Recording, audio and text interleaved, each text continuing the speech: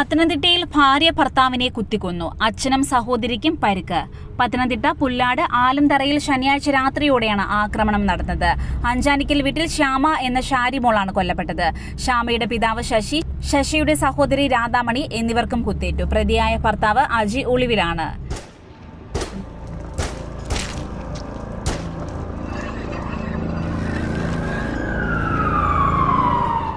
AIDS ബാധിച്ച സ്വന്തം കുഞ്ഞിനെ യുവതി കൊലപ്പെടുത്തി. മഹാരാഷ്ട്രയിലെ ഗോവണ്ടിയിലാണ് സംഭവം. 43-കാരിയായ യുവതിയാണ് തന്റെ 6 മാസം പ്രായമുള്ള കുഞ്ഞിനെ കൊലപ്പെടുത്തിയത്. എയ്ഡ്സ് ബാധിതയായ യുവതിയുടെ കുഞ്ഞിനും HIV പോസിറ്റീവ് സ്ഥിരീകരിച്ചിരുന്നു. ചികിത്സിക്കാൻ പണമില്ല എന്നാണ് കൊലപാതകത്തിന് യുവതി പറയുന്ന കാരണം.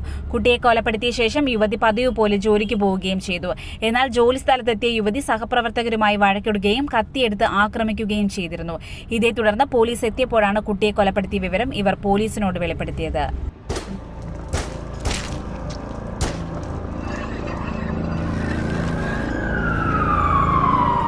വിവാഹാഭ്യർത്ഥന നിരസിച്ച യുവതിയുടെ വീടിന് യുവാവ് തീയിട്ടു. യുവതിയുടെ നില ഗുരുതരം.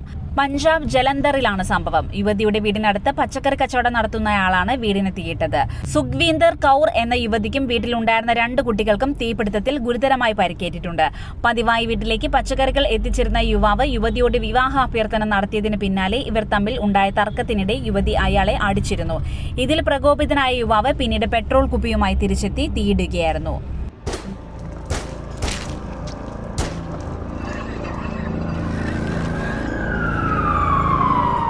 വീട്ടമ്മയെ പീഡിപ്പിച്ച BJP മണ്ഡലം പ്രസിഡന്റിനെതിരെ കേസ്. കണ്ണൂർ പെരിങ്ങോ മണ്ഡലം പ്രസിഡന്റ് സന്തോഷ് കുമാർ കൊട്ടാരത്തിനെതിരെയാണ് കേസെടുത്തിരിക്കുന്നത്. സന്തോഷ് കുമാർ ഒളിവിലാണ്.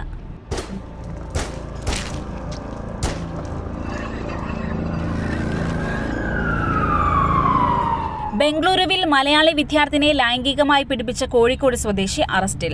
സ്വകാര്യ കോളേജിലെ ബിരുദ വിദ്യാർത്ഥിനിയാണ് സ്വകാര്യ പേയിങ് ഗസ്റ്റ് റെസിഡൻസ് ഉടമ കോഴിക്കോട് സ്വദേശി അഷറഫ് പീഡിപ്പിച്ചത്.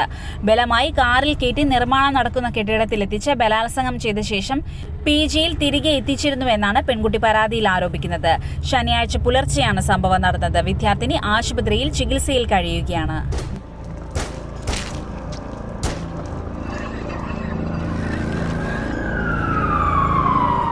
നടുറോഡിൽ യുവാക്കൾ തമ്മിൽ ഏറ്റുമുട്ടി. ഒരാളെ വെട്ടിപ്പരിക്കേൽപ്പിച്ചു. കാർ കത്തിച്ചു.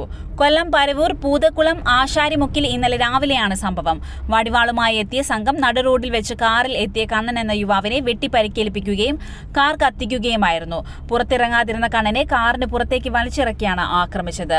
നാട്ടുകാർ ഓടിക്കൂടിയപ്പോഴേക്കും പ്രതികളും വെട്ടേറ്റ കണ്ണനും ഓടി രക്ഷപ്പെട്ടു. പൂതക്കുളം സ്വദേശിയായ ശംഭു എന്ന ആളുടെ നേതൃത്വത്തിലുള്ള ഒരു സംഘമാണ് ആക്രമിച്ചതെന്ന് പോലീസ് പറഞ്ഞു.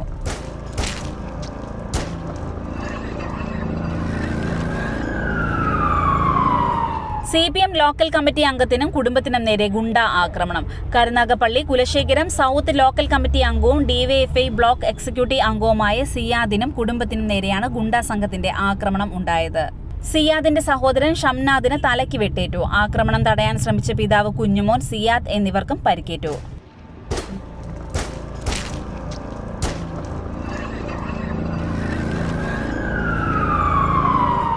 പിണങ്ങി മാറി നിൽക്കുന്ന ഭാര്യയെ ഭർത്താവ് പെട്രോൾ ഒഴിച്ച് തീകൊളുത്തി. പിണങ്ങി മാറി മകനുമൊത്ത് സ്വന്തം വീട്ടിൽ താമസിക്കുന്ന ഭാര്യയെ വിളിച്ചിട്ട് തന്റെ കൂടെ വരാത്തതിന്റെ പേരിലാണ് ഭർത്താവ് ഭാര്യയെ പെട്രോൾ ഒഴിച്ച് തീകൊളുത്തിയത്. സംഭവത്തിൽ ആറന്മുള തെക്കേമല തോലുപറമ്പിൽ വീട്ടിൽ രാജേഷ് കുമാറിനെ അറസ്റ്റ് ചെയ്തു. യുവതി ജോലി ചെയ്യുന്ന കോഴഞ്ചേരിയിലെ മെഡിക്കൽ സെന്ററിൽ പെട്രോൾ നിറച്ച കുപ്പിയുമായി കയറി അസഭ്യം വിളിച്ചുകൊണ്ട് ദേഹത്ത് പെട്രോൾ ഒഴിക്കാൻ തുനിഞ്ഞു. യുവതി രക്ഷപ്പെടാനായി പുറത്തേക്കോടി ഇറങ്ങിയപ്പോൾ നിന്നെ കൊന്നിട്ട് ഞാനും ചാവും എന്ന് ഭീഷണിപ്പെടുത്തിക്കൊണ്ട് പെട്രോൾ ഭാര്യയുടെ ദേഹത്തേക്ക് ഒഴിച്ചു. തുടർന്ന് ലൈറ്റർ എടുത്ത് കത്തിക്കാൻ ശ്രമിച്ചപ്പോൾ യുവതിയുടെ കൂടെ ജോലി ചെയ്യുന്നയാൾ കൈകൊണ്ട് തട്ടിമാറ്റിയതിനാൽ വലിയ ദുരന്തം ഒഴിവായി.